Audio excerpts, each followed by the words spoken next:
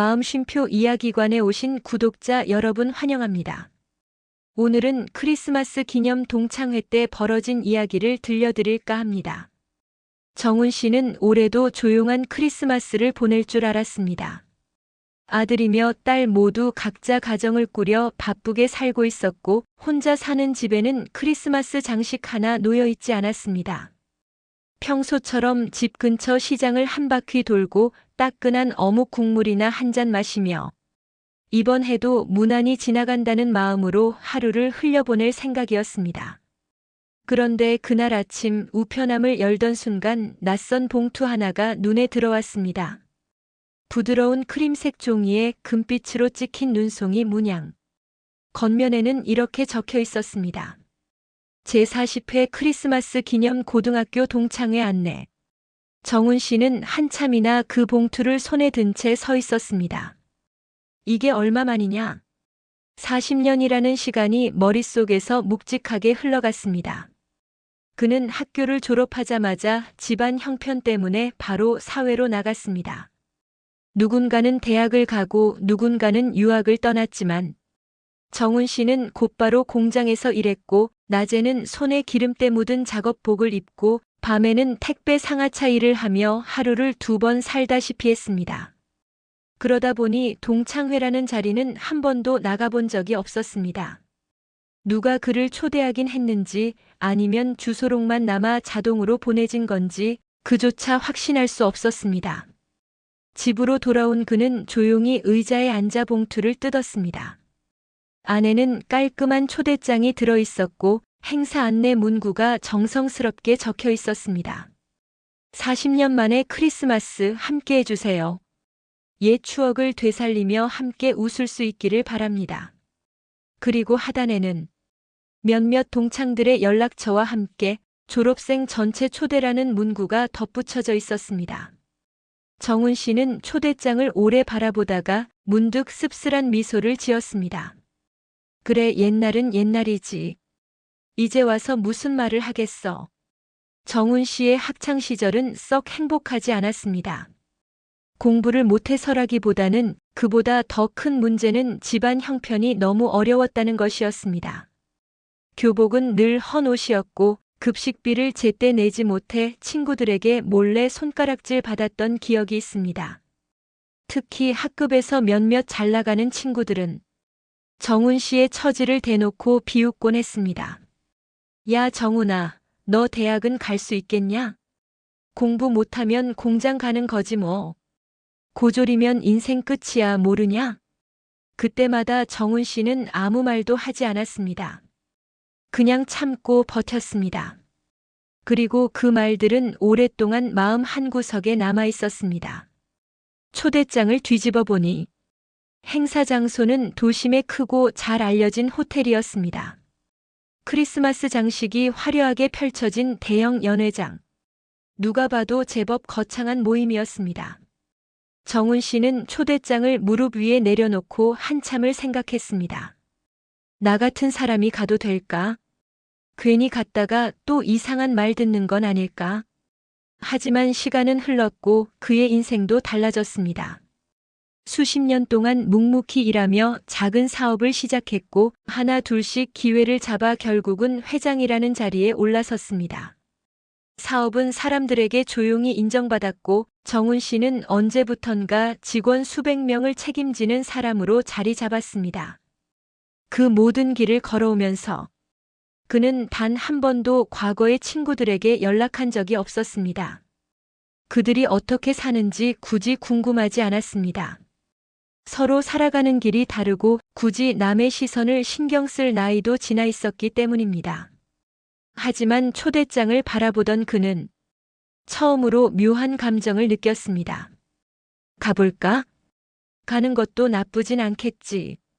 40년이라는 세월. 그중 절반은 고되고 서러운 길이었고 나머지 절반은 묵묵히 성취를 쌓아 올린 시간들이었습니다. 그 긴 시간 동안 한 번도 돌아보지 않았던 과거로 이제는 한 번쯤 걸어가 볼 용기가 생긴 것이었습니다. 정훈 씨는 초대장을 천천히 접어 책상 위에 올려두고 말했습니다. 그래. 한번 가보자. 이제는 누굴 만나도 흔들릴 나이가 아니지. 그렇게 정훈 씨의 크리스마스가 조용히 움직이기 시작했습니다. 크리스마스가 가까워질수록 도시는 점점 환해졌습니다. 거리의 가로수마다 금빛 전구가 반짝였고 카페에서는 캐럴이 흐르기 시작했습니다. 정훈 씨는 그 모습을 보며 마음 한편이 조금 들뜨기도 했습니다. 생각해보면 동창회를 가는 건 이번이 처음이었습니다. 40년이라는 세월 동안 단 한 번도 얼굴을 보지 못했던 친구들. 세월의 흐름이 사람들을 어떻게 바꾸어 놓았을지 궁금함이 조금은 고개를 들었습니다. 그리고 드디어 동창회 당일이 되었습니다. 정훈 씨는 평소 입던 편안한 차림 대신 옷장 깊은 곳에서 차분한 남색 정장을 꺼내 입었습니다. 목도리는 아들이 생일 선물로 사준 것으로 둘렀습니다. 거울에 비친 자신을 보고 그는 소리 없이 웃었습니다. 그래, 이 정도면 괜찮지. 호텔에 도착하자 현관 앞에서 바로 크리스마스 분위기가 물씬 풍겼습니다. 커다란 트리가 로비 한가운데 자리 잡고 있었고 문을 열자 따뜻한 빛이 쏟아지는 듯 했습니다. 엘리베이터를 타고 연회장층으로 올라가 문 간판에 적힌 고등학교 40주년 회동이라는 글귀를 읽는 순간 정훈 씨는 숨을 한 번 크게 들이켰습니다. 문을 열고 들어가자 하얀 테이블보 위로 케이크와 샴페인이 놓여 있었고 곳곳에서는 환한 크리스마스 장식이 반짝였습니다. 그리고 무엇보다 눈에 띄었던 건 정훈 씨보다 먼저 도착한 동창들의 모습이었습니다. 누구세요? 설마 정훈이냐? 머리가 희끗희끗해진 한 남자가 눈을 동그랗게 뜨며 다가왔습니다. 정훈 씨가 순간 이름이 떠오르지 않아 머뭇거리자 그 역시 웃으며 손을 흔들었습니다. 야, 나 임태식이야, 임태식. 고2 때 같은 반이었잖아. 아, 태식이. 언제나 말이 많고 부침성이 좋던 그 친구. 정훈 씨는 반갑게 손을 맞잡았습니다. 아, 태식이. 그래, 오랜만이다.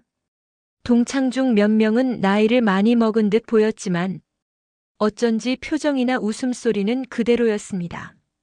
그들은 하나둘씩 정훈 씨에게 다가와 반가움을 표현했습니다. 정훈아, 너 정말 오랜만이다. 어떻게 지냈냐? 얼굴 좋아 보이네. 살도 빠졌네. 멋있어졌네. 그 말을 듣자 정훈 씨는 마음이 조금 풀렸습니다. 아, 그래도 반겨주는 사람들이 있구나. 그는 그렇게 생각하며 자리에 앉으려 했습니다. 그런데 바로 그때였습니다. 정훈 씨의 시야 한쪽에 아주 익숙한 얼굴들이 보였습니다. 학창시절 늘 책상 뒤에서 손가락질하며 그를 비웃던 몇몇 친구들. 중간고사 성적표가 나오면 일부러 큰 소리로 말하던 그 녀석들. 그들은 서로 모여 작은 원을 이루고 서 있다가 정훈 씨를 보자 슬쩍 눈짓을 주고받았습니다. 저기 정훈 왔네. 그들의 눈에는 반가움보다는 왠지 모를 묘한 기색, 어색함인지 아니면 흥미인지 모를 표정이 스쳤습니다. 정훈 씨는 그 시선을 보자 가슴속 어딘가가 순간 움찔했습니다. 40년이 지났어도 사람의 시선 하나로 예전 감정이 되살아나는 건 그리 어려운 일이 아니었습니다. 태식이와 몇몇 동창들이 정훈 씨를 상석 쪽으로 안내해 주었습니다. 여기 앉아 오랜만에 얘기 좀 하고. 테이블에 앉으니 따뜻한 크림 스프와 샐러드가 나왔고 연회장 스피커에서는 조용한 캐럴이 흐르고 있었습니다. 그런데 멀지 않은 자리에서 아까 그 무리들이 다시 정훈 씨 쪽을 바라보는 게 느껴졌습니다. 작게 속삭이는 소리도 들렸습니다. 저 사람 그때도 고졸이었지? 응, 대학 못 갔잖아. 집 형편이 어려웠다고 하던가. 근데 지금 뭐 하냐? 좀 평범해 보이지 않냐? 그렇지? 옛날 그대로네. 정훈 씨는 그 말을 들은 척하지 않았습니다. 하지만 귀는 자연스럽게 그들에게 향했습니다.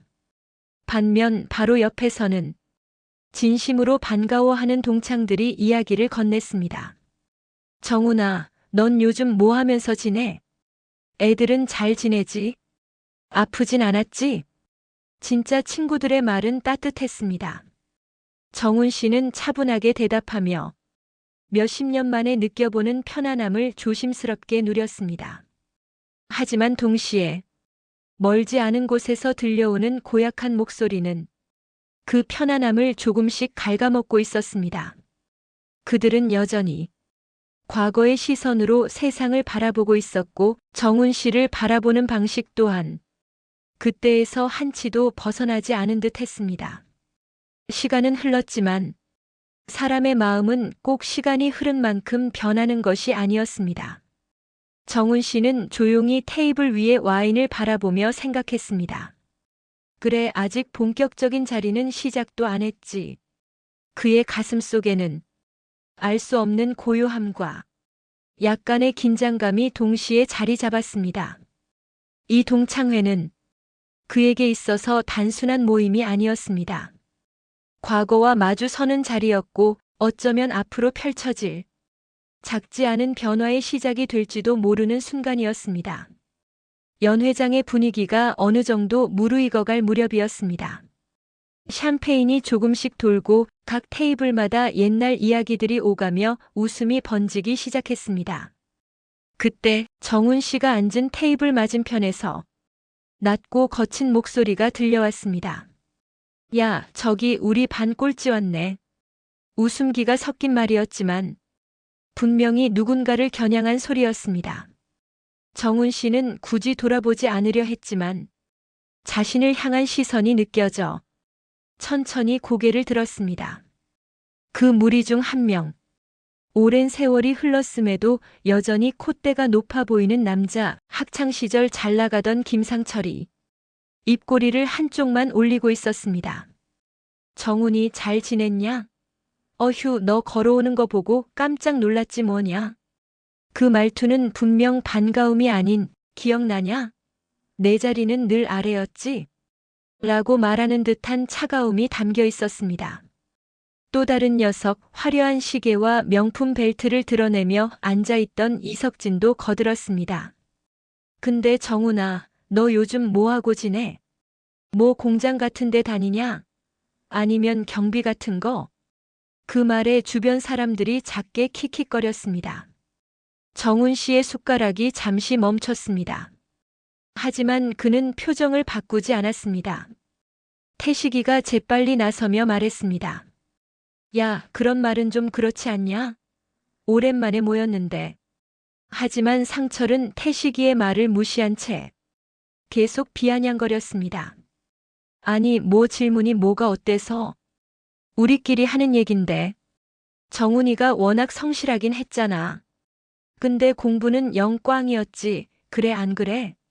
술 기운이 조금 오른 석진도 덧붙였습니다. 그땐 성적표 나오는 날마다 정훈이 찾으면 됐잖아.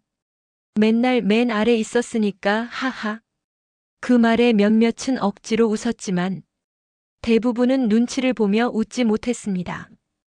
그 말이 얼마나 무례한지 알고 있었지만 말하는 사람이 누구인지 그리고 어떤 분위기인지 잘 알고 있기 때문이었습니다. 정훈 씨는 조용히 물을 한 모금 마시며 생각했습니다. 40년이 지났는데 어른이 아니라 여전히 어린애들이구나. 그러나 조롱은 거기서 끝나지 않았습니다. 상철이 고개를 기울이며 물었습니다. 근데 정훈아, 혹시 너 아직도 고졸이지? 정훈 씨는 담담하게 고개를 끄덕였습니다. 그걸 본 석진이 크게 웃어버렸습니다. 하하. 야, 2020년대가 뭐라고. 고졸이면 진짜 힘들었겠다. 인생 뭐 쉽진 않았겠네. 말투는 친근함이 아닌 완전히 깔보는 기색이었습니다. 옆자리에 누군가도 술잔을 돌리며 거들었습니다. 근데 정훈이는 어릴 때부터 착했잖아. 그 착한 성격으로 어떻게 버텼냐? 힘들었을 것 같은데? 말은 걱정하는 척했지만 속뜻은 내 인생 별로였지? 하는 비웃음이었습니다. 태식이는 더 이상 견디지 못하고 자리에서 일어나며 말했습니다. 야, 그만해라. 정훈이가 뭐 잘못했냐? 고졸이면 어떻고 대졸이면 어떠냐? 다들 나이도 있는데 좀 말을 가려라. 하지만 상철은 태식이를 보며 비웃었습니다. 아이고 태식아. 너는 원래부터 착하긴 했지. 근데 우리는 솔직히 말하는 거야. 다들 속으로는 궁금하잖아. 정훈이가 지금 뭐 하면서 돈 벌고 사는지. 그제야 몇몇 동창들도 나서서 말렸습니다. 야야, 너무한다. 오랜만에 봤는데 무슨 말투야. 정훈이 불편할 수도 있잖아. 하지만 상철과 석진은 그 말에 오히려 더 기세등등해졌습니다. 아니 뭐, 정훈이도 어차피 알잖아. 고등학교 때부터 공부로는 폭망이었으니까. 그래도 착하고 성실했으니까 뭐 먹고는 살겠지. 그중 하나가 힐끔 정훈 씨를 보며 말했습니다. 근데 너 진짜 계속 혼자 살고 있냐? 자식들도 잘 안 찾아온다며? 그게 현실이지 뭐. 그 말은 완전히 선을 넘은 조롱이었습니다. 정훈 씨는 그 순간 숟가락을 천천히 내려놓았습니다. 웃음 한 점 없는 얼굴, 차가운 침묵. 주변 사람들도 그 기운을 느꼈는지 순간 대화가 잠잠해졌습니다. 그리고 정훈 씨는 천천히 말을 꺼냈습니다. 너희들 아직도 그때 머물러 있냐? 목소리는 차분했지만 강한 울림이 있었습니다. 상철과 석진은 순간 당황한 듯 어색하게 웃어넘겼지만 정훈 씨는 더 이상 말을 잇지 않았습니다. 조롱은 계속되었지만 그 속에서 정훈 씨의 눈빛은 오히려 점점 더 단단해지고 있었습니다. 마치 이렇게 말하는 것 같았습니다. 그래. 말하고 싶은 거 다 해라. 곧 내들 얼굴 표정 달라질 테니. 3부의 마지막 연회장은 한껏 달아올랐지만 어디선가 묘한 긴장감이 스며들기 시작했습니다. 정훈은 잠시 숨을 고르며 카페 문을 밀고 들어섰습니다. 크리스마스 장식이 반짝이는 내부 익숙한 얼굴들이 웅성거리는 소리가 들렸습니다. 몇십 년 만에 보는 동창들이었지만 그들이 내뱉는 말과 웃음에는 반가움보다는 묘한 기류가 감돌고 있었습니다. 정훈 왔다. 가장 먼저 소리치는 건 늘 중심에 서고 싶어 하던 성민이었습니다.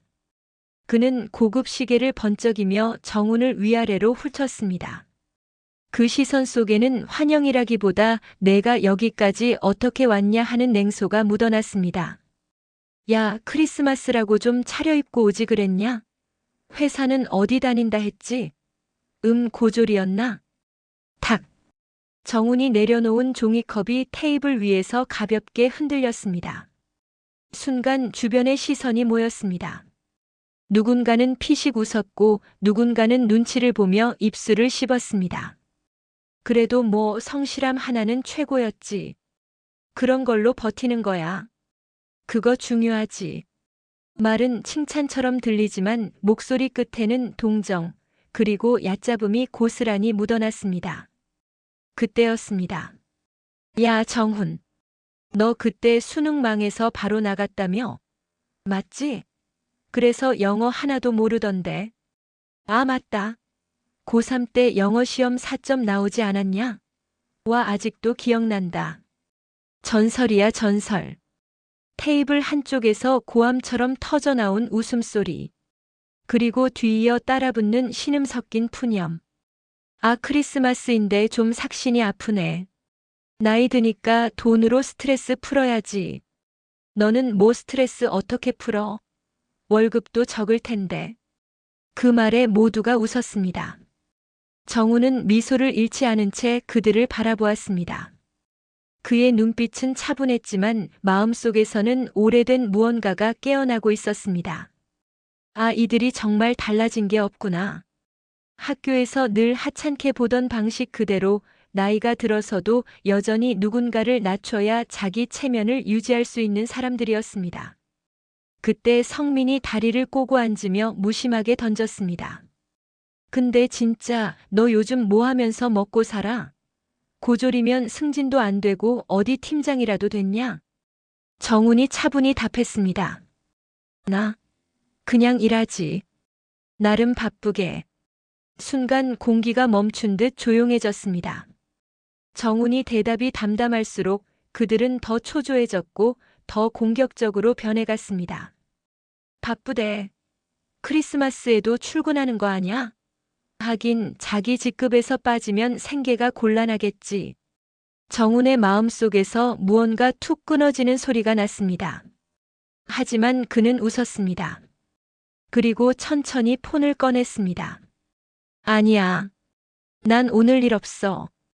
대신 너희가 좋아할 만한 사람 하나 전화할 건데 그래도 되지? 누구? 뭔데 또? 아, 너희가 아는 사람일 수도 있고. 정훈은 통화 버튼을 눌렀습니다. 여보세요?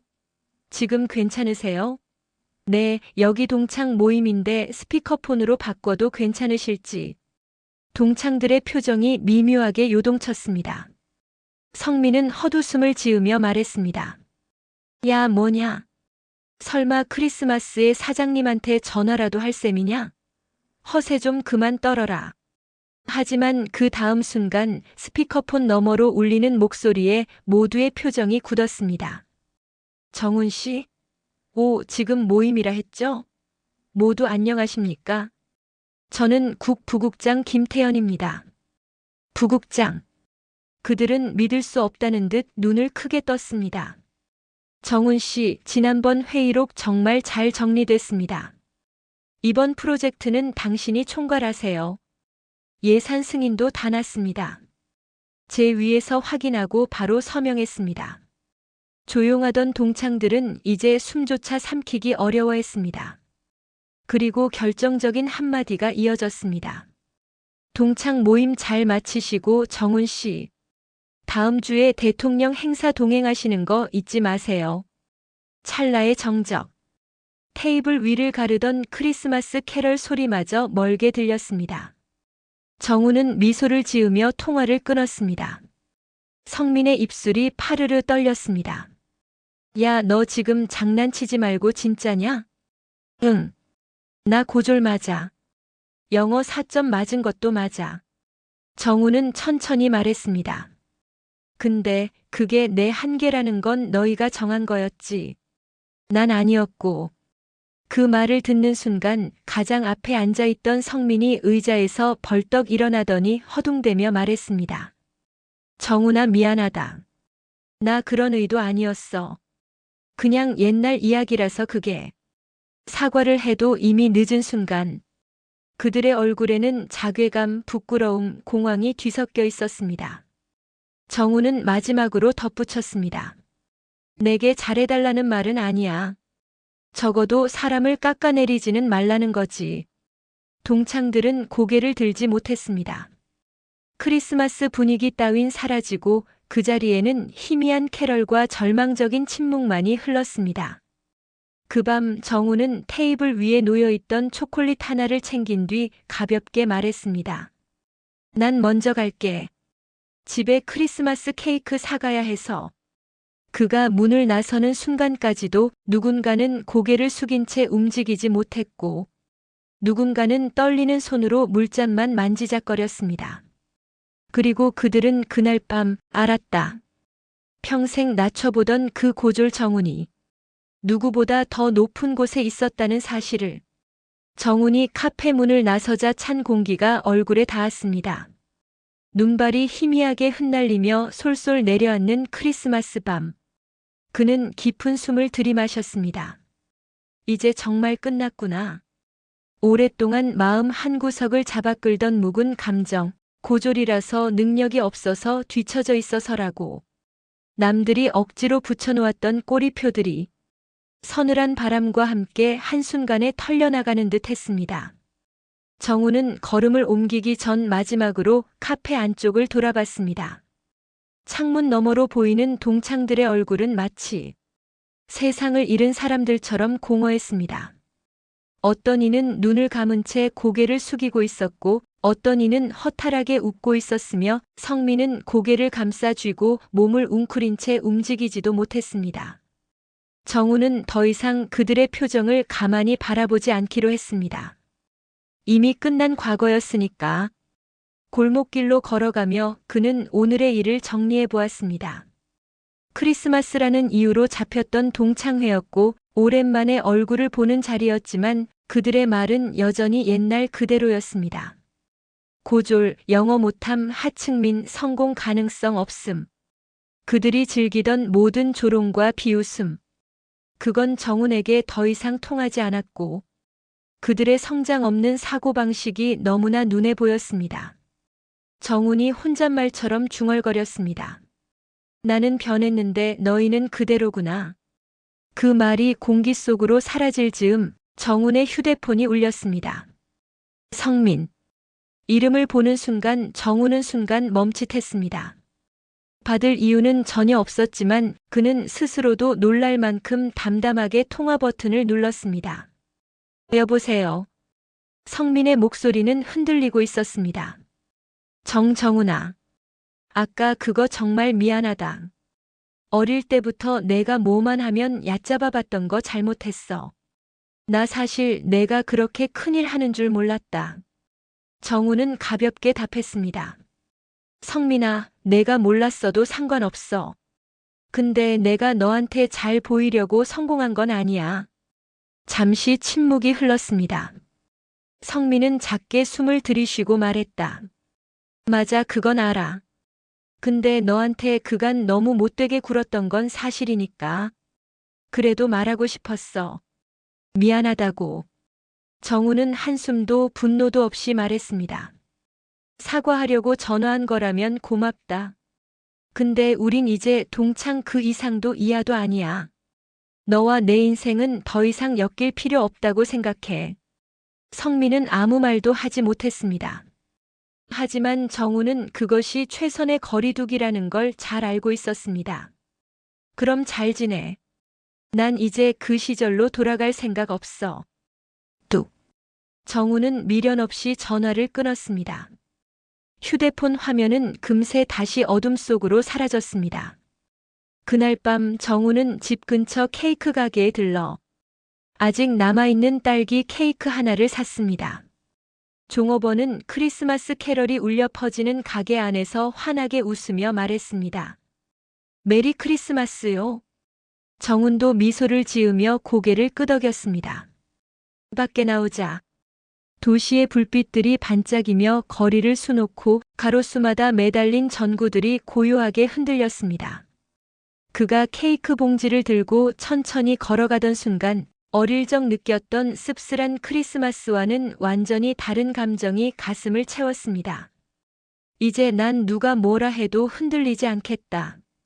정우는 스스로를 향해 그렇게 선언하듯 말했습니다. 그는 그날 깨달았습니다.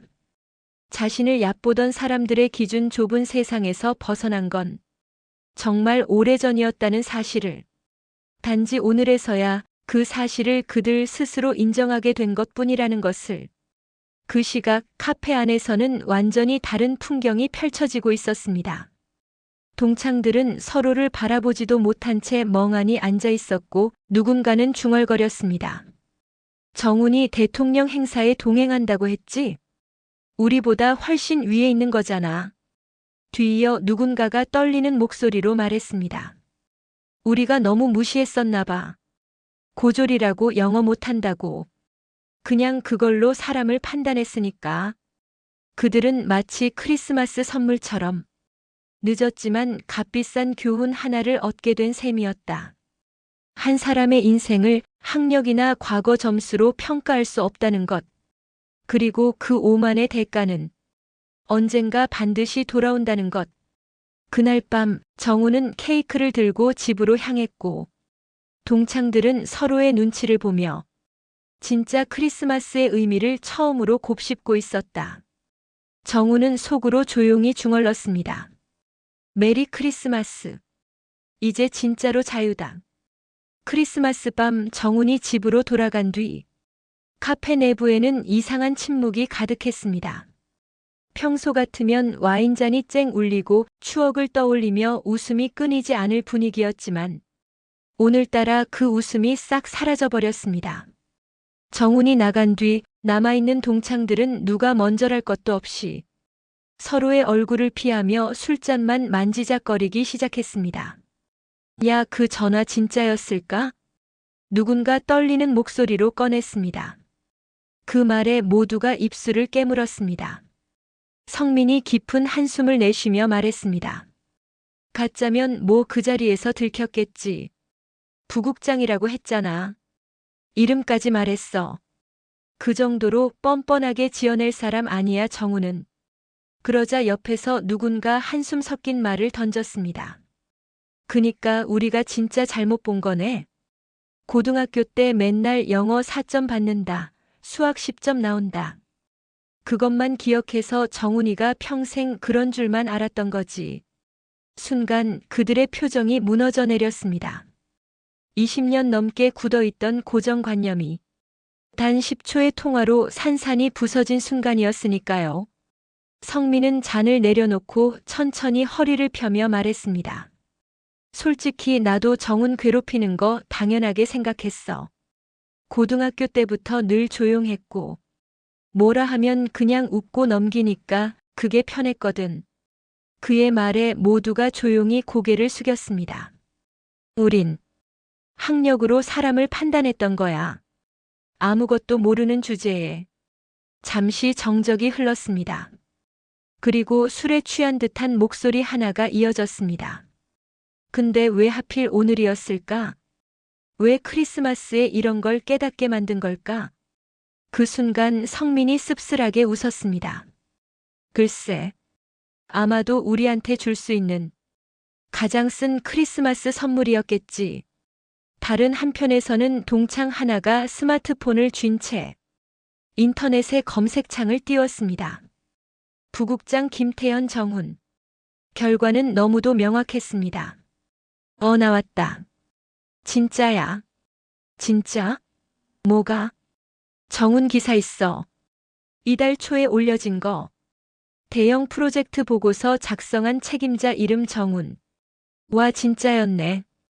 그들은 말도 잇지 못한 채 휴대폰 화면을 바라봤습니다. 그 순간 그들 모두는 정훈의 침착함이 결코 허세나 장난이 아니었음을 깨달았습니다. 정훈의 실력, 성취, 그가 거쳐온 길. 그 어느 것도 운이나 우연이 아니었습니다. 한 동창이 중얼거렸습니다.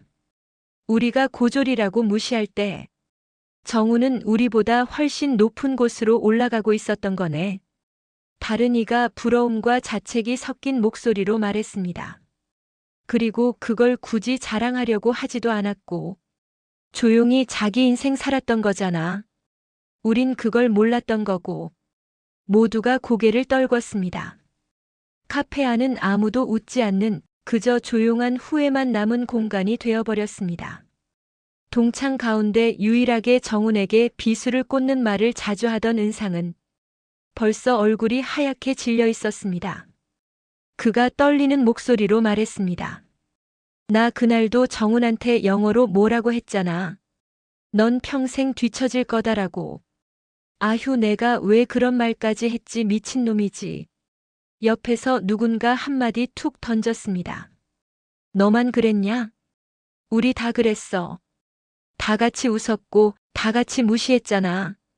그 말은 부메랑처럼 모두의 가슴에 꽂혔습니다. 누군가는 멍하게 천장을 바라보며 말했다.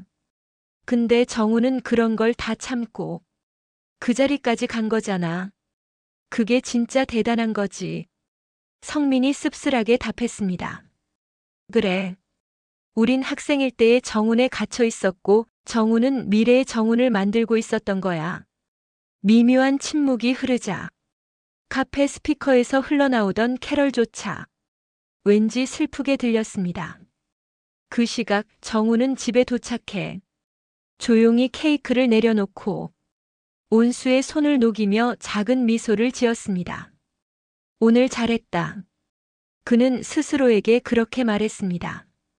복수하려고 했던 것도 아니었지만, 사과받고 싶었던 것도 아니었지만, 그동안 눌려있던 억울함과 상처가 가벼운 눈발처럼 사라져버리는 기분이었습니다. 오늘은 그저 과거에서 벗어나는 하나의 과정이었을 뿐. 정우는 차를 한 잔 내려놓고 소파에 기대며 잔잔한 크리스마스 조명을 바라보았습니다. 그 조명 아래에서 그의 표정은 더없이 평온했습니다. 그리고 그는 천천히 눈을 감으며 오늘을 마무리하는 마지막 생각을 떠올렸습니다. 난 어제의 정훈이 아니고 그들이 기억하는 정훈도 아니다. 그리고 이렇게 덧붙였습니다. 앞으로의 내 인생에서 그들은 더 이상 아무 의미 없다. 그 순간 정훈의 크리스마스는 비로소 완성되었습니다. 정훈이 잠든 집안은 고요했고 벽에 걸린 작은 크리스마스 장식이 은은한 불빛을 내고 있었습니다. 하지만 그와 달리 카페에 남아있던 동창들의 밤은 끝날 기미조차 보이지 않았습니다. 정훈이 떠난 뒤 30분. 술잔은 거의 그대로였고 누구도 크리스마스 케이크 조각 하나 먹지 못한 채 멍하니 앉아 있었습니다. 그리고 드디어 성민이 입을 열었습니다. 다들 내 탓인 것처럼 말하지만 솔직히 우리 모두 책임 있어. 답을 하려던 동창들이 잠시 멈칫했습니다. 성민이 말을 이었습니다. 정훈이 나가기 전에 말했잖아. 적어도 사람을 깎아내리지는 말라고. 그 말이 다시 떠오르는 순간 여럿의 얼굴이 붉어졌다가 금세 창백해졌습니다. 그동안 아무렇지 않게 내뱉었던 말들이 얼마나 잔인한 상처였는지 이제야 가슴을 후벼 파듯 느껴지는 순간이었습니다. 그때였습니다. 은상이 성민의 옆에서 벌떡 일어나며 외쳤습니다. 야, 그냥 이렇게 끝내면 안 되는 거 아니냐? 정훈이랑 다시 이야기해야 되는 거 아니냐고. 그의 말은 흥분했지만 속마음은 후회와 죄책감이었다. 성민이 고개를 젓고 말했습니다. 지금 가봤자 더 상처 줄 뿐이야. 정훈은 이미 끝내고 떠났어. 우리가 다시 불러봐야 무슨 말이 통하겠냐. 하지만 은상은 쉽게 내려놓지 못했습니다. 근데 우린 진심으로 사과해야 한다고. 그냥 미안하다 한마디로 되는 문제가 아니잖아. 누군가가 고개를 끄덕였고 또 다른 이는 말없이 눈을 비볐습니다. 그들은 이제야 깨달았습니다. 평생을 강자처럼 굴었지만 정작 성숙함이란 것이 얼마나 부족했는지. 성민은 조용히 말했다. 아무리 사과하고 붙잡아도 정훈 인생에 우리가 다시 끼어들 수는 없을 거야. 이미 수준이 달라져 버렸으니까. 그 말에 모두가 굳어버렸습니다. 자신들과는 비교할 수 없을 만큼 높은 자리에서 일하고 있는 정훈. 그 사실 자체가 그들을 끝없이 작게 만들었습니다. 자정이 넘어갈 무렵 사람들은 하나둘씩 카페를 빠져나가기 시작했습니다. 뿌연 입김을 내뱉으며 골목길로 걷던 동창 하나가 성민에게 조심스레 물었습니다. 성민아, 넌 어떻게 할 거야? 정훈한테 연락할 거야? 성민은 잠시 멈춰 서서 눈 내리는 하늘을 바라보다가 천천히 말했다. 할 거야. 다른 동창들은 놀라 눈을 크게 떴습니다. 성민의 표정은 결심으로 굳어 있었고 그동안 스스로 억눌러왔던 죄책감이 얼굴 곳곳에 새겨져 있었습니다. 정훈이랑 옛날처럼 친해지겠다. 그런 뜻 아니야. 그럼 뭐 하려고? 성민은 길바닥에 내려앉은 눈송이를 살짝 발끝으로 눌렀습니다. 정훈이 오늘 말했잖아. 사람 깎아내리는 거 그만하라고. 그 말 내가 제일 귀담아 들어야 해. 그리고 성민은 동창들을 향해 돌아서며 단단히 말했다. 내일부터는 진짜로 변해보려고. 그 말은 단순한 다짐 이상이었습니다. 오만한 과거를 벗어던지겠다는 선언이었습니다. 다음 날 아침, 눈이 소복하게 쌓인 도로, 안개처럼 희미한 겨울볕이 스며드는 시간. 휴대폰이 진동을 울린 건 아침 9시가 조금 넘었을 때였습니다. 정우는 조용히 커피를 마시며 오늘 업무 일정표를 훑어보고 있었습니다. 성민. 발신자 이름을 보는 순간 정우는 한 번 눈을 깜빡였습니다. 전날 이미 충분히 말을 나눴고 더 이상 얽힐 이유도 없다고 생각했기에 이 전화는 예상 밖이었습니다. 정우는 3초 정도 고민하더니 전화를 받았습니다. 여보세요. 짧고 담담한 목소리. 그 뒤로 들린 성민의 목소리는 놀랍게도 차분했습니다. 정훈아, 어제 했던 말 다시는 번복하지 않을게. 내 인생에 내가 끼어들 필요도 없다는 것도 알아. 정훈은 아무 말도 하지 않고 기다렸습니다. 성민은 숨을 고르고 말을 이었습니다. 근데 어제 너한테 들은 말 중에 나한테 제일 크게 남은 게 하나 있어. 뭔데? 사람 깎아내리는 거. 그거 하지 말라는 말. 정훈의 눈이 살짝 흔들렸습니다. 성민은 이어서 말했다. 말뿐인 사과는 안 할게. 대신 오늘부터 내가 바뀌어 볼게. 그게 너한테 할 수 있는 진짜 사과라고 생각해. 정훈은 잠시 말이 없었습니다. 그 어떤 화려한 변명보다 이 말이 더 진심이라는 걸 느꼈기 때문이었습니다. 그는 조용히 답했습니다. 그래. 그렇게만 해도 돼. 둘 사이에 흐른 침묵은 더 이상 어색하지 않았습니다. 성민은 마지막으로 말했다. 정말 고맙다, 정훈아. 진짜로. 통화가 끝난 뒤 정훈은 잠시 폰을 내려놓고 깊은 숨을 쉬었습니다. 그리고 저 먼 어린 시절의 기억을 떠올렸습니다. 벼락치기로 책을 뒤적이던 도서관, 친구들의 비웃음, 꿈을 꾸는 것조차 허락되지 않던 환경. 그 모든 것들이 오늘 아침의 순간과 묘하게 이어지는 듯 했습니다. 정우는 커피잔을 들며 중얼거렸습니다. 그래, 누구나 변할 수 있지. 하지만 곧 단호해진 표정으로 덧붙였습니다. 다만 난 나의 길을 계속갈 뿐. 그 순간 정훈의 마음속에서는 다음 크리스마스를 향한 새로운 문이 조용히 열리고 있었습니다. 아침 햇살은 창문 틈 사이로 부드럽게 들어왔고 정훈의 거실은 따뜻한 빛으로 서서히 채워지고 있었습니다. 전날 밤 명색이 동창회였던 자리에서 벌어진 소동을 떠올리면 한숨부터 나올 법도 했지만 정훈은 이상하리만큼 차분했습니다. 어젯밤 잠들기 전까지 그는 단 한 번도 화를 내지 않았습니다. 그리고 지금 아침을 맞은 그의 표정은 조금은 더 단단했고 조금은 더 가벼워 보였습니다. 탁자 위에는 정훈이 평소 쓰는 업무용 메모장이 펼쳐져 있었고 그 위에는 신규 연말 기부 계획이라는 제목이 적혀 있었습니다. 올해는 조금 더 의미 있게 해볼까? 그는 조용히 펜 끝을 움직였습니다. 크리스마스마다 자신에게 도움을 주었던 사람들, 그리고 현재는 후원이 끊겨 어려움을 겪는 지역 복지관에 자신 회사 명의가 아닌 익명 기부를 하기로 한 것입니다. 커피를 한 모금 들이켜려던 순간 휴대폰이 다시 진동했습니다. 정우는 화면을 바라보다가 잠시 멈칫했습니다. 미발신 번호.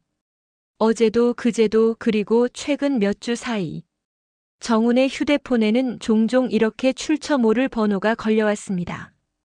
그는 잠시 고민했지만 결국 통화를 눌렀습니다. 정훈 회장님 맞으시죠? 낯선 목소리였다. 그런데 단순한 낯설미 아니었다. 유난히 조심스럽고 어딘가 숨기는 기운이 느껴졌다. 누구십니까? 상대는 작은 숨을 들이켰다. 죄송한데요, 제가 직접 찾아뵙고 드려야 하는 말씀입니다. 정훈의 눈이 가늘게 좁혀졌다. 그는 바쁜 일정을 고려해 단호하게 말했다. 전화로 말하세요. 그러나 상대는 계속 주저했다. 이건 정말 조심스러운 내용이라 회장님 회사 내부 관련 문제라.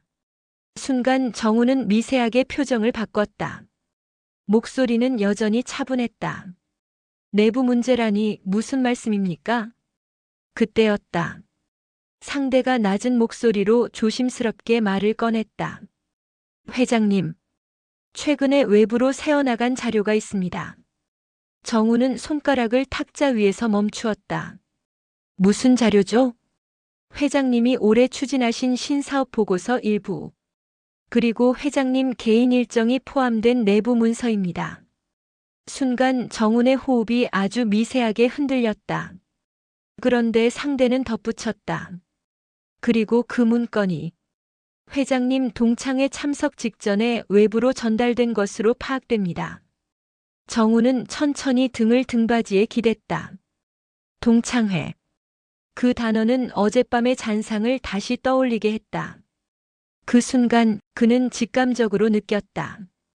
누군가가 정훈의 동창회 참석 사실을 너무도 정확히 알고 있었다는 것. 누구에게도 말하지 않았던 일정이었다. 심지어 비서에게도 개인 일정이라고만 말했는데. 그러자 한 얼굴들이 스쳐 지나갔다. 성민, 은상, 기남, 철구. 어젯밤 그 테이블에 앉았던 동창들. 하지만 정훈은 고개를 저었다. 아니다. 그들은 어제 처음 들었다. 그 순간의 표정은 연기라고 보기 어려웠다. 그러면 정훈은 조용히 입술을 떼었다. 유출 시간을 정확히 말해보세요. 상대는 떨리는 목소리로 말했다. 전날 밤 11시 40분입니다. 정훈은 시계를 봤다. 지금으로부터 약 8시간 전. 정확히 동창회가 한창 진행되고 있었던 시간대였다. 정훈의 눈동자에 조금의 파문이 흘렀다. 누가 보냈습니까? 상대는 말끝을 흐리더니 마침내 어렵게 입을 열었다. 그게 아직 발신자를 특정하진 못했습니다. 하지만 내부 로그상 지극히 가까운 사람이 접근한 흔적이. 정훈은 몸을 앞으로 기울였다. 가까운 사람? 내 회장님 일정에 접근할 수 있는 수준의 사람이에요. 정훈의 눈빛이 단단하게 굳어졌다. 어젯밤 그에게 조롱을 퍼부었던 동창들. 그들은 외형적으로는 멀어진 사람들이었지만 정훈의 사적인 생활을 알고 있는, 그리고 그의 휴대폰 일정과 루틴을 기억하고 있을 만한 사람은 그중 몇 명뿐이었다. 성민의 말이 머릿속에서 다시 울렸다. 정훈아, 어제 너한테 들은 말 중에 하나. 그거 진짜 바꾸고 싶다고.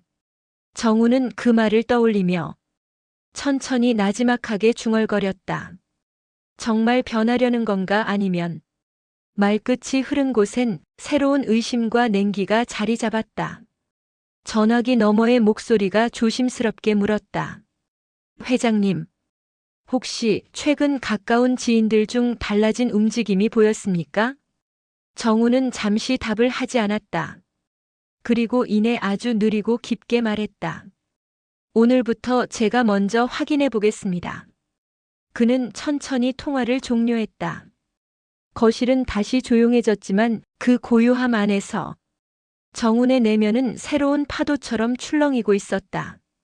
지난밤의 조롱도 사과도 후회도 모두 한 걸음 뒤로 밀려나고 지금 정훈의 앞에는 또 다른 그림자와 마주해야 하는 새로운 크리스마스가 펼쳐지고 있었다. 정훈은 조용히 커피잔을 내려놓고 중얼거렸다. 이제 내가 움직일 차례인가? 그의 눈에 단단한 빛이 서서히 떠올랐다. 다음 장면은 과거의 상처가 아니라 현재의 권력과 미래의 선택이 만들어내는 새로운 전쟁의 시작이었다. 통화를 끊은 뒤 거실은 적막하게 가라앉아 있었습니다. 그러나 정훈의 머릿속은 갈수록 바빠졌습니다. 오늘 아침까지 그는 단순히 동창회 이후의 소란을 정리하는 정도로 생각했지만 지금은 달랐습니다. 내부 문건 유출, 신사업 보고서 일부, 개인 일정, 그리고 동창회 참석 날짜까지 정확하게 알고 있던 누군가. 이건 단순한 장난이나 우연이 아니었다. 의도적인 행동이었다. 정훈은 무릎 위에 놓인 양손을 가만히 바라보았습니다. 나지막한 한숨이 새어나왔습니다. 내가 방심했나? 그러나 바로 그 다음 정훈은 조용히 고개를 들었다. 아니다. 이건 방심이 아니라 누군가가 너무 가까워졌다는 신호였다. 정훈은 재킷을 걸치고 집을 나섰습니다. 차 안의 라디오는 크리스마스 특집 방송을 흘려보내고 있었지만 그의 귀엔 제대로 들어오지 않았습니다. 회사에 도착하자 비서실 직원들이 놀란 눈으로 그를 바라보았습니다. 회장님, 오늘 일정 없으신데 출근하신 겁니까? 어제 연말 행사도 다녀오신 걸로 알고 있었는데. 정우는 부드럽게 웃으며 말했다. 오늘은 내가 직접 확인하고 싶은 게 있어서요. 그 말 한마디에 비서실장은 직감적으로 무엇인가 심상치 않다는 것을 알아차렸습니다. 정우는 곧바로 자신의 집무실로 들어갔고 비서실장에게 조용히 말했다. 최근 개인 일정 접근 기록을 전부 가져오세요. 지난 한 달치로. 비서실장은 놀라 눈을 깜빡였지만 곧 고개를 끄덕였습니다. 1시간 뒤 문서가 정훈의 책상 위에 올려졌습니다. 정훈은 차분하게 첫 페이지를 펼쳤습니다. 그리고 10분 후 그의 손가락이 어떤 이름 위에서 멈추었습니다. 김성민 경영지원팀 계약직 컨설턴트. 정훈의 눈빛이 단단히 굳었습니다. 성민. 어젯밤 동창회에서 누구보다 크게 떠들던 인물. 술기운 섞인 허세로 자꾸 자신을 건드렸던 그 친구. 그런데 그 성민이 최근 개인 일정 항목에 접근한 흔적이 있었다. 정우는 문서를 뒤집어 탁자 위에 내려놓았다. 회사에 들어와 있었나? 성민은 대학을 가지 못했고 작은 회사들을 전전하며 어렵게 살아가는 것으로 알고 있었다. 그런데 경영지원팀 컨설턴트라니. 어떤 루트로 들어온 걸까? 정우는 비서실장을 불렀습니다. 김성민 씨는 어떤 경로로 들어왔습니까? 비서실장이 말했습니다. 그분은 3개월 단기 컨설턴트로 들어왔습니다. 인사팀에서 업무 개선 프로젝트 경험이 있다고 해서. 정우는 아주 천천히 속으로 중얼거렸습니다. 인사팀. 그때 문득 또 다른 얼굴이 떠올랐습니다. 철구. 동창회에서 가장 먼저 정우나 내 일정은 우리가 더 잘 알지. 라며 농담했던 남자. 철구는 현재 인사 관련 회사를 운영하고 있었다. 외주 계약도 여러 곳과 맺고 있다. 정우는 그 두 이름을 머릿속에 나란히 세웠습니다. 김성민, 박철구, 그리고 그들이 어젯밤 동창회에서 보였던 기묘한 불편함. 도망치듯 자리를 피했던 순간까지. 정우는 잠시 고민하다가 직접 성민에게 전화를 걸었습니다. 전화는 처음엔 받지 않다가 3번째 신호에서야 연결되었습니다. 정훈아. 평소보다 훨씬 조심스러운 목소리였다. 성민아, 지금 통화 괜찮냐? 괜찮지. 무슨 일이야?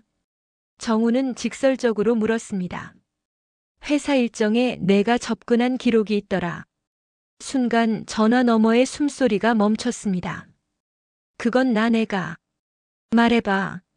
성민은 한참을 머뭇거리다 결국 입을 열었다. 철구가 부탁했어. 정훈의 표정이 단단하게 굳어졌다. 철구가? 며칠 전에 갑자기 그러더라. 너 요즘 일정이 어떻게 되는지 궁금하다고. 자기 사업 관련해서 참고할 게 있다고. 그래서 그냥 별 생각 없이. 철구 번호 줘. 성민이 머뭇거리자 정우는 단호히 말했다. 성민아, 나 기분 나쁜 말 절대 안 할게. 지금은 그냥 사실만 필요해. 번호 줘. 결국 성민은 번호를 보냈습니다. 그리고 번호가 도착한 순간 정훈의 휴대폰이 다시 진동하기 시작했습니다. 미발신 번호. 이번엔 5초 동안 울리다가 끊겼습니다. 정훈은 화면을 내려다보며 느꼈습니다. 누군가가 자신을 지켜보고 있다. 아주 가까운 곳에서. 정우는 철구의 번호를 누르려 했습니다. 그런데 그 순간 띠링. 문자 하나가 먼저 도착했습니다. 보낸 사람 박철구. 정훈아. 우리 잠깐 만나서 얘기 좀 하자. 너한테 정말 미안한 일이 있다. 정훈의 손가락이 천천히 멈추었습니다. 그리고 그 순간 그의 눈빛엔 차갑고 깊은 침묵이 스며들었습니다. 이제는 확실했다. 그림자는 멀리 있지 않았다. 가장 가까운 곳, 가장 익숙한 얼굴 중 하나였다. 정우는 조용히 중얼거렸습니다. 좋아. 그럼 내 이야기부터 들어보자. 크리스마스 이브의 아침. 정훈의 크리스마스는 더 이상 축제가 아니었다. 이제 누가 뒤에서 칼을 들었는지 정확히 밝혀낼 시간이었다. 정훈은 창밖을 잠시 바라보았다. 눈발은 잦아들었지만 어딘가 날카로운 겨울바람이 하루의 분위기를 예고하는 듯 했다. 철구의 고백, 유출된 보고서, 동창 중 누군가의 개입. 그 모든 실타래는 결국 한 사람의 이름에서 멈췄다. 은상. 그리고 그는 그 사실을 정면으로 확인할 시간이 왔다고 느꼈다. 집무실 문이 열리고 기획실에 김은상 대리가 들어왔다. 평소처럼 단정하려 애쓴 모습이었지만 손끝 떨림은 감추지 못했다. 회 회장님 무슨 일이? 정우는 문이 닫히기도 전에 말을 던졌다. 내 일정과 보고서를 외부로 넘긴 게 당신 맞습니까? 그 질문은 변명할 틈조차 주지 않았다. 은상의 얼굴 전체가 굳었다. 제가 증거 있습니다. 정훈의 목소리는 흔들림이 없었다. 그 말에 은상은 무릎이 풀린 듯 의자 뒤로 기대며 고개를 떨구었다. 회장님 죄송합니다. 정훈은 묻지도 않았다. 이미 인정한 것이다. 은상은 한참을 말없이 흐느끼더니 마침내 입을 열었다. 정훈아, 너는 늘 잘 나갔어. 학교 다닐 때부터 사회 나와서도 난 항상 너의 그림자 같았어. 정훈은 묵묵히 듣고 있었다. 회사에 들어와도 너의 발자국을 따라잡을 수가 없더라. 그러다 보니 나도 모르게 끌어내리면 나도 갈 수 있다는 생각이. 정우는 눈을 잠시 감았다. 그러면 된다고 생각했나? 내 잘못이라고 생각했어요. 내가 너무 멀리 가버려서 내 인생이 작아 보였다고. 정우는 그 말을 듣고 단호하게 고개를 저었다. 그건 내 인생을 남 탓으로 돌린 것뿐이다. 은상은 입술을 깨물었다. 정우는 말을 이었다. 감사팀에서 보고 왔습니다. 너 혼자 한 일이 아니라고. 은상의 어깨가 크게 떨렸다. 그건 내 누나지? 정훈의 말 한마디에 은상은 그대로 눈물을 흘리며 고개를 끄덕였다. 누나가 내가 너에게 밀린 채 산다고 늘 말했어. 넌 성공했고 난 언제나 남들이 보기에 평범한 직원이었으니까. 정훈은 잠시 침묵했다. 그리고 나지막하게 말했다. 그래서 내 누나는 내가 흔들려도 좋다고 생각한 거냐? 아니요. 그런 뜻은 아니었어요. 그냥 한 번만 정훈이도 흔들릴 수 있다고 보여주자고. 그 말에 정훈의 눈빛이 아주 서늘하게 굳었다. 그래서 내 보고서를 빼내고 내 일정을 외부에 팔아넘겨도 된다고 생각했나? 은상은 울면서 바닥에 그대로 무릎을 꿇었다. 죄송합니다, 회장님. 정말 죄송합니다. 정우는 천천히 의자에서 일어났다. 그리고 무릎 꿇은 은상을 향해 낮게 말했다. 은상 씨, 당신은 내 친구였어요. 은상은 울먹이며 고개를 들었다. 정우는 말을 이어갔다. 하지만 그 우정을 이용했습니다. 아니, 팔았죠. 은상은 말도 못하고 흐느꼈다. 정우는 결정을 내렸다. 은상 씨는 오늘부로 직위 해제입니다. 감사팀 조사에도 성실히 응하시고 형사 절차는 회사 규정대로 진행할 겁니다.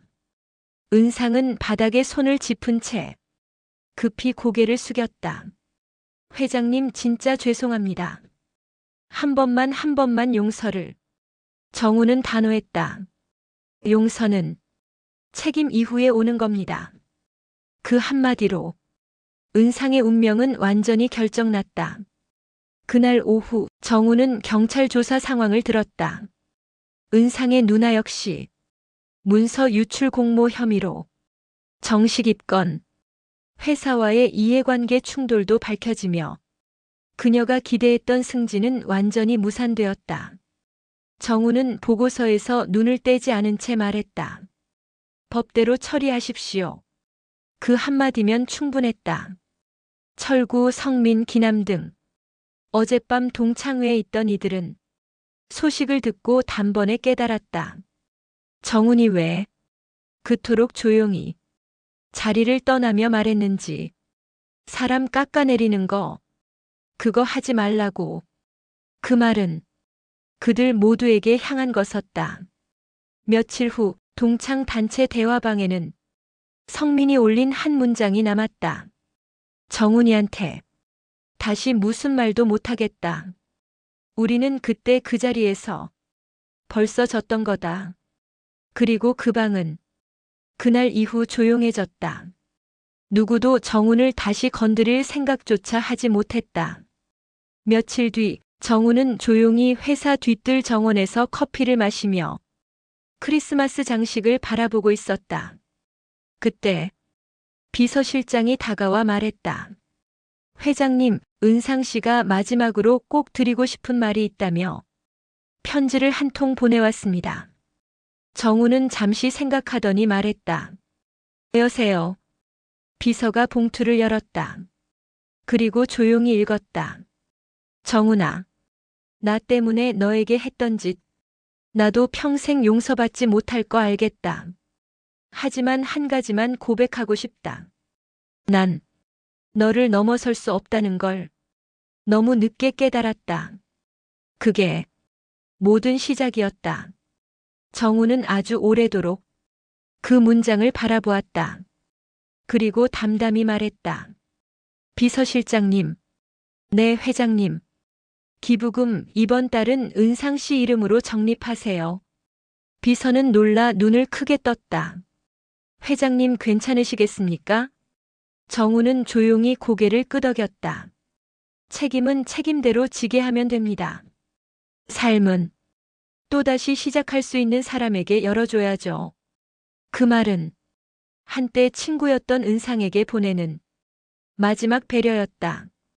은상과 그의 누나는 법의 책임을 정확히 지고 물러났다. 정우는 흔들리지 않고 자신의 자리와 평판을 더 견고히 했다. 동창들은 이 일을 계기로 다시는 정훈을 조롱하거나 비웃을 수 없는 위치에 놓였다. 그리고 마지막으로 정훈은 크리스마스 저녁 회사 옥상 트리에 불을 켜며 혼자 중얼거렸다. 결국 사람은 자기 선택으로 서는 거지.